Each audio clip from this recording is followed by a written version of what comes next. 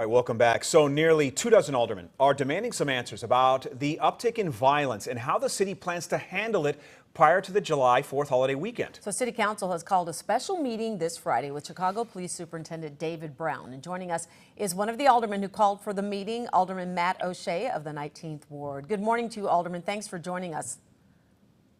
Good morning. Thanks for having me. You know what? This is a weekend that we don't often look forward to in Chicago because it is known to be a very violent weekend. This all started with this letter signed by more than 20 aldermen to City Council Public Safety Committee. You guys are saying you want the police superintendent to come forward and discuss what the plans are. There's a no confidence possibility if he doesn't do that, and a lot of talk about the mayor not getting involved enough. What do you want to happen immediately? Well, my goal with tomorrow's hearing with Police Superintendent Brown is to have him come before us and let us know what is the strategy moving forward, because it's very evident the strategy up till now is not working. What are we doing to ensure that police personnel will remain in districts and not be pulled to other high crime areas, leaving other neighborhoods, vulnerable? And also, a third component of this is, what are we doing to ensure the wellness of our officers, the men and women who continue to work with days off, extended hours? They're worn out, they're beaten down, morale is at an all-time low.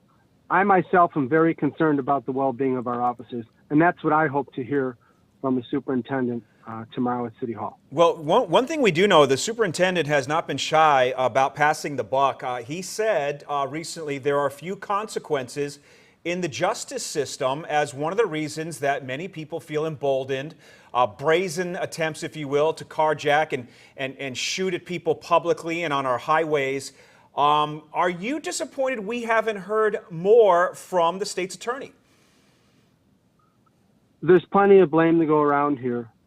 Our criminal justice system is completely broken. The past 15 months has exacerbated that problem. Criminals know that there is nothing to answer for, that they will immediately be released on I-bonds or just released in general. They're not held, and what's to stop them from continuing this pattern of crime? So absolutely, Chief Evans, the state's attorney, Kim Fox, and they should be part of a larger discussion. But we represent our communities, and we are to partner with the Chicago Police Department, which is something that I certainly have tried to do. But we have not heard from Superintendent Brown, and I just hope to have him before us and be able to ask these basic questions and then have a larger conversation, because we can't continue at this pace. So the city is in real trouble. You're absolutely right about that. And my question to you and the other aldermen who have signed this letter, do you have some of your own ideas about how this should be handled? Because you bring up a good point, too. We have a police department that is working nonstop. They're not getting days off. They're exhausted. What is the solution to dealing with this? And what is the solution that's needed to deal with this right now? Well, I mean, we're critically short of personnel. And to be quite frank, Sylvia, who would want to be a Chicago police officer right now? Who would sign up based on what law enforcement across our country are up against? And on the other hand, we need to do what we can here to rebuild trust in communities. The only way we're going to get a handle on this crime is if communities partner with the Chicago Police Department, working together, identifying where problems are, and coming forward and sharing information. But I see it every day. Sylvia, I get phone calls from family members whose loved ones serve on the job. They are under a tremendous amount of stress right now. Alderman, I am very concerned. I'm sorry to cut you off, but I don't want to run out of time without addressing another issue, and that is that the buck stops with the mayor. Back when she was running, she was asked directly about the influx of illegal guns, and she talked about a partnership. I'm looking right at her quote here. She said, you need help from the ATF and the FBI and the DEA. Are we getting the help from the feds that we need to combat this? Because it just seems like there's just a lot of infighting here in Chicago. What's being done outside of our city limits to help? Well, that's a very good question. I know that our federal partners have been engaged. I don't know where it's at currently.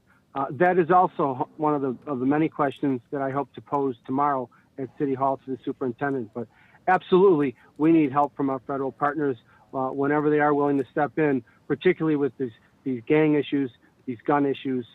It's rampant. It's out of control. Alderman Shea, I have to ask you too. Now, the superintendent is apparently holding a news conference this afternoon to address the violence, and one has to wonder if he's using that and saying, I've already addressed it, I don't need to meet with the city council tomorrow. What would your reaction to that be? On one hand, I'm glad after 15 months he's coming out with that.